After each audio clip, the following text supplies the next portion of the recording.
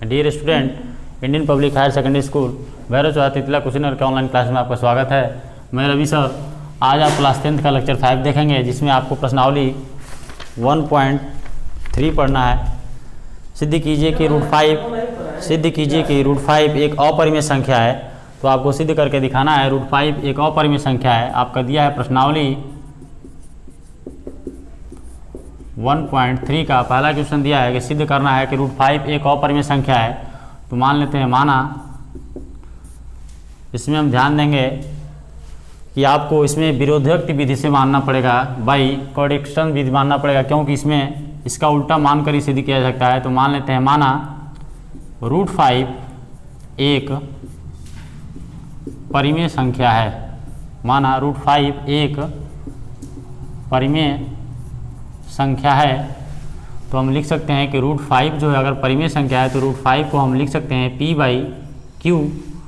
यहाँ पर लिखेंगे थोड़ा सा ब्रैकेट में, आप जहाँ लिखेंगे आप यहाँ P और Q आपका सह अभाज्य पूर्णांक है, सह अभाज्य पूर्णांक है, तथा Q is not equal to 0। अब ध्यान से देखेंगे सह अभाज्य क्या होता है। वे संख्याएं जिनका आप देख लेंगे सह अभाज्य क्या होता है। वे संख्याएं जिनका एक के अलावा कोई अभाज्य गुणनखंड न हो, वे संख्याएं जिनका एक के अलावा अन्य कोई उभयनिष्ठ गुणनखंड न हो, तो उसको कहते हैं सह अभाज्य संख्या। अब यहाँ पर देख लेंगे रूट 5 इज इक्वल टू आपका हो जाएगा P/Q।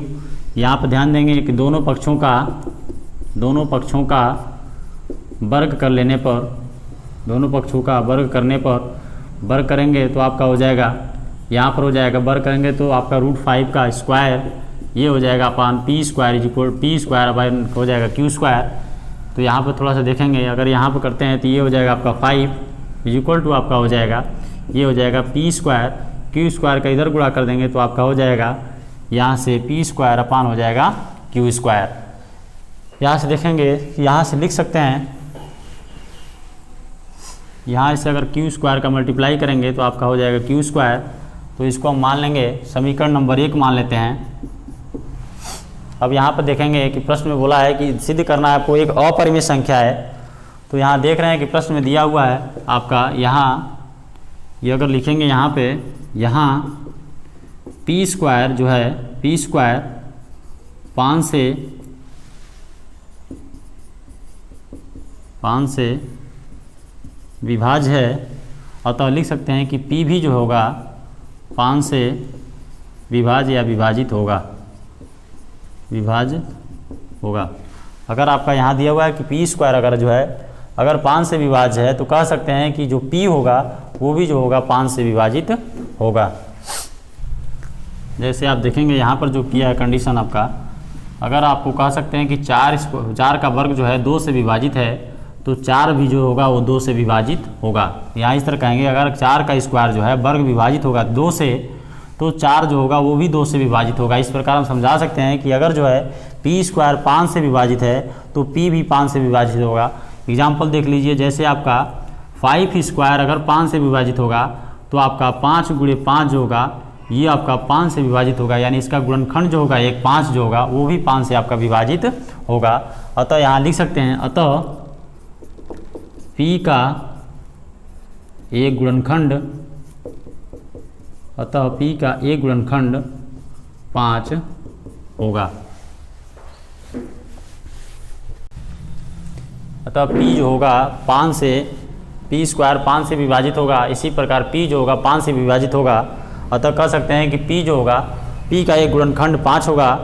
यहाँ पर हम लिख सकते हैं कि अब लिख सकते हैं, मान सकते हैं यहाँ पर जो P बराबर होगा, हम मान सकते हैं 5 उसका गुणनखंड है। यहाँ पर कोई मान लेते हैं 5 m मान लेते हैं कोई संख्या।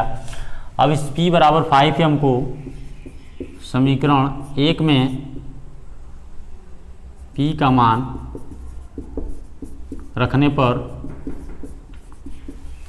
उसको हम कंडीशन 1 मान लेंगे, ऊपर आप स्थिति 1 मान लेंगे, जहाँ पर दिया है P² आपका 5 से विभाजित होगा। इस प्रकार P भी आपका 5 से विभाजित होगा, उसको स्थिति 1 मान लेंगे। अब यहाँ पर 5 बराबर पी एम माने हैं, तो आपका समीकरण 1 में पी का मान रखने पर समीकरण 1 था आपका 5q² बराबर आपका था p², इसी में आप रख देंगे 5q² बराबर आपका हो जाएगा p का मान रखेंगे 5m, तो यहाँ पर हो जाएगा आपका 5m हो जाएगा, और इसका हम कर देंगे वर्ग, तो ये आपका हो जाएगा 5 × 5 आपका 25 हो जाएगा, ये हो जाएगा m²। तो यहाँ कह सकते हैं आपका कि 5q² अपान जो हो जाएगा आपका यहाँ से 25 हो जाएगा, और यहाँ 5 करने 5 5 बचे 25 हो जाएगा। यहाँ आप कह सकते हैं कि ये हो जाएगा m²। यहाँ कह सकते हैं कि q² अपान जो होगा आपका 5 जो होगा वो हो जाएगा m² के इक्वल होगा।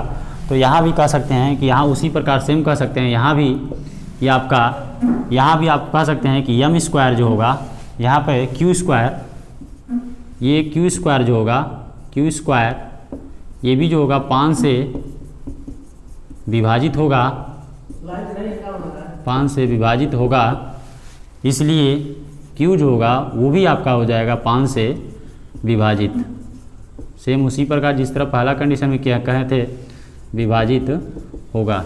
इस प्रकार कह सकते हैं कि q² अगर 5 से विभाजित होगा तो जिसका q जो होगा वो भी सिंपल 5 से विभाजित होगा। तो कह सकते हैं कि q जो है सेम इस प्रकार कह सकते हैं कि 5 जो है इसका एक गुणनखंड होगा। इस प्रकार हम कह सकते हैं स्थिति 1 और 2 से, इसको हम स्थिति अगर 2 मानते हैं, अगर इसको कंडीशन 2 मानते हैं तो कह सकते हैं स्थिति 1 और 2 से स्पष्ट होता है, स्थिति 1 व स्थिति 2 से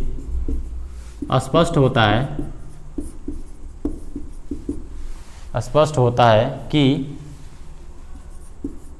p/q जो होगा परिमेय संख्या नहीं है, परिमेय संख्या नहीं है आपका, तब √5 तब आपका जो होगा √5 एक अपरिमेय संख्या होगा,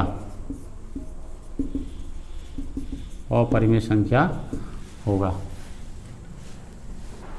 चलिए आगे देखते हैं क्वेश्चन 2 इसी प्रकार करेंगे आप। क्वेश्चन नंबर 3 दिया है, सिद्ध कीजिए कि निम्नलिखित संख्याएं अपरिमेय हैं, जिसका पहला पार्ट दिया है कि सिद्ध कीजिए कि 1/2 √2 जो होता है एक अपरिमेय संख्या है। तो हम तो जानते हैं ये कि 1/√2 जो होता है अपरिमेय संख्या होती है, लेकिन कैसे इसको सिद्ध करेंगे, तो यहाँ पर सिद्ध करने के लिए मान लेंगे, माना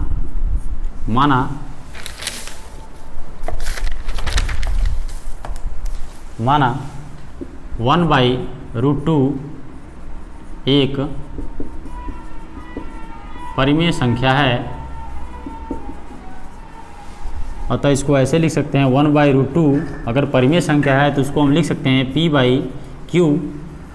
यहाँ हम कह सकते हैं कि यहाँ p और q सअभाज्य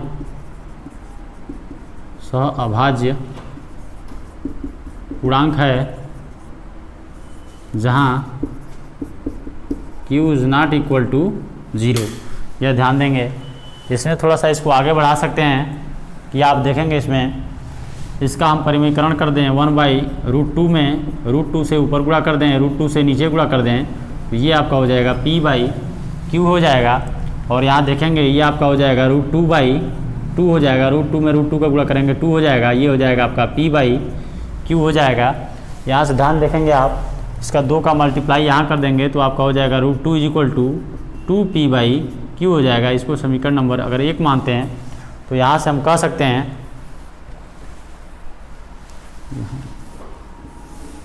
यहाँ से कह सकते हैं हम यहाँ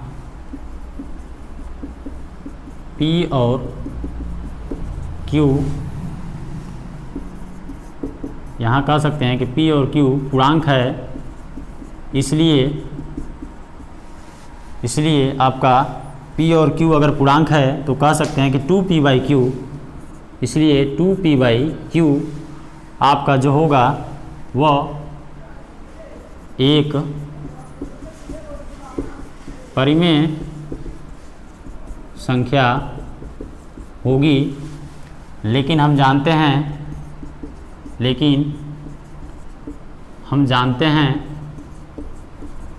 कि √2 एक अपरिमेय संख्या होती है, √2 एक अपरिमेय संख्या होती है, इसलिए हमारा जो माना हुआ कथन है वो गलत है। यहाँ P और Q पूर्णांक है, इसलिए यहाँ 2p/q एक परिमेय संख्या होगी। लेकिन हम जानते हैं कि कोई भी √2 में कोई भी संख्या होती है वह सभी संख्याएं अपरिमेय संख्या होती है। तो जो हमने कथन माना है यहाँ पर, अतः हमारा कथन गलत सिद्ध होता है। जो हमने p/q कथन माना था कि परिमेय संख्या है वो गलत सिद्ध होता है। इसलिए हम कह सकते हैं, इसलिए आपका 1/√2 जो होगी एक अपरिमेय संख्या होगी। यहाँ ध्यान देंगे आप, शुरू में आपको क्या करना है कि 1/√2 जो है आपको सिद्ध करना है कि एक अपरिमेय संख्या है। इसको सिद्ध करने के लिए यहाँ पर हम विरोधोक्ति बाई कंट्रडिक्शन रूल लगाएंगे। विरोधाभास सब मानते हैं, तो मान लेते हैं माना 1/√2 एक परिमेय संख्या है। अगर एक परिमेय संख्या है तो यहाँ पर 1/√2 को हम p/q के रूप में लिख सकते हैं। यहाँ p और q जो है सअभाज्य पूर्णांक है, जहाँ q ≠ 0। सअभाज्य का मतलब बताया हूँ कि वे संख्याएं जो स्वयं एक के अलावा उसका वैनिष्ठ गुणनखंड कोई और नहीं होता है, तो उसको हम बोलते हैं सअभाज्य। यहाँ भाई 1/√2 का परिमेयकरण कर लिए हैं, √2 से ऊपर नीचे गुणा किए हैं, तो आपका p/q, यहाँ आपका √2/2 हो गया है p/q। यहाँ √2 बराबर लिख दिए हैं 2p/q। इसको अगर समीकरण 1 मान लिए हैं तो यहाँ देख रहे हैं कि यहाँ p और q पूर्णांक है, शुरू में क्वेश्चन में बोला है, और जहाँ इसलिए 2p/q जो होगा एक परिमेय संख्या होगी। लेकिन हम जानते हैं कि √2 कोई भी संख्या जो होती है, रूट में कोई भी संख्या एक अपरिमेय संख्या होती है। अतः हमारा कथन जो माना गया था एक परिमेय संख्या है वो गलत होता है। इसलिए हम कह सकते हैं कि 1/√2 जो है एक अपरिमेय संख्या है।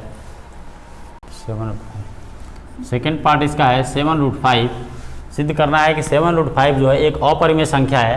तो यहाँ मान लेते हैं, माना विरोधोक्ति मानेंगे यहाँ पर बाई कंट्रडिक्शन 7√5 एक परिमेय संख्या है। इसको अगर मान लेते हैं परिमेय संख्या है तो यहाँ इसको हम लिखेंगे कि 7√5 बराबर हम लिख सकते हैं p/q, और यहाँ लिखेंगे p, जहाँ जो है p जो है यहाँ p और q सअभाज्य पूर्णांक है, सअभाज्य पूर्णांक है, जहाँ q ≠ 0।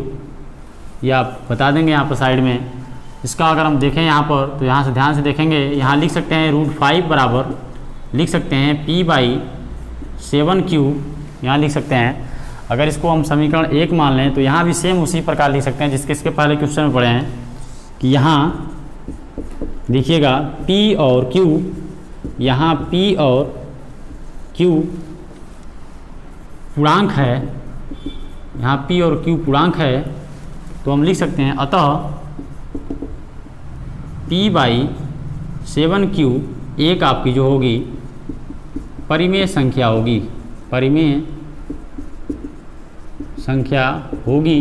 क्योंकि देखेंगे यहाँ q ≠ 0। अगर परिमेय संख्या होगी तो हम जानते हैं कि कोई भी अगर √5 जो है, कोई भी रूट में अगर संख्या होती है वो अपरिमेय संख्या होती है। तो हम जानते हैं कि √5 एक अपरिमेय संख्या है, एक अपरिमेय संख्या है। इसलिए कहेंगे यहाँ पर, इसलिए जो हमने कथन माना है कि माना 7√5 एक परिमेय संख्या है, यह कथन जो है गलत है। इसलिए हम कहेंगे, इसलिए आपका हमारा कथन गलत सिद्ध होता है।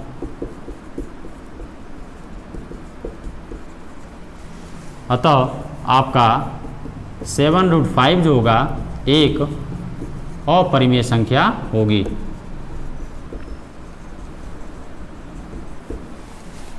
धन्यवाद।